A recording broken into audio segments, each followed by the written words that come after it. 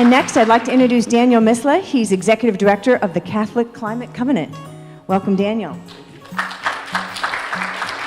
Thank you very much. I'm here to tell you that Catholics are still in on the Paris Agreement, and we are with you. We are still in with you. Catholic Climate Covenant, my organization, is a partnership of 17 national Catholic groups, including the Catholic Bishops' Conference and a whole bunch of others. And we think we are still in a strong position to be helpful in this movement, to be a key actor because we have both broad-based support and institutional support. The Catholic Church serves millions of people in this country and around the world, including our poor, vulnerable neighbors at home and overseas. This broad-based community is responding enthusiastically to the calls made by Pope Francis and his predecessors to care for our common home. This year, the Covenant initiated the Catholic Declaration saying that Catholics are still in.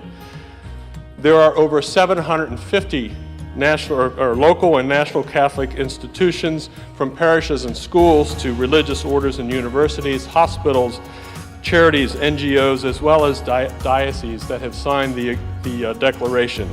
Together, we represent 20% of all of the institutions declaring that we are still in. Here's a snapshot of just some of what hundreds of institutions who have signed the declaration have already done.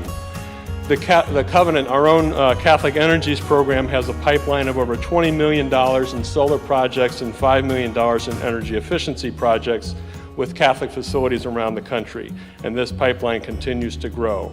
Dioceses across the United States have held events and created committees working to care for creation. For example, the Diocese of Rochester in New York is now powering its buildings with 100% green energy. Besides the 17 national Catholic groups, Catholic colleges and universities, rather, that have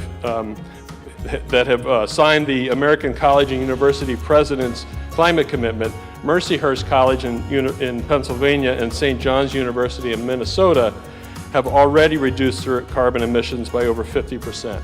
Seattle University, University of Dayton, and Loyola Marymount University are ranked in the top 20 of the Sierra Club's 2018 Cool Schools list. Catholic Health Initiatives, one of the nation's largest nonprofit faith-based systems serving in 18 states, has made protection of the environment and healthier communities central to its mission through systemic actions to reduce energy consumption and waste. The Covenant is working with over 300 parishes across the country through its creation care teams. Again, one example, St. Ignatian Church is the first house of worship in the city of Portland, Oregon to receive accreditation for sustainability in the workplace. More than 70 buildings associated with one religious orders, the Sister Americas, are engaged in efforts such as energy efficiency, solar energy, and increased reliance on renewable energy. A large convent in Albany, New York has entered into a contract to buy 90% of its electricity from a nearby solar farm. Sisters of the Adorers of the Blood of Christ have dedicated a new outdoor chapel in the path of a planned pipeline near Lancaster, Pennsylvania, to symbolize what is already there, holy ground, and are engaged in an ongoing legal battle to protect those lands.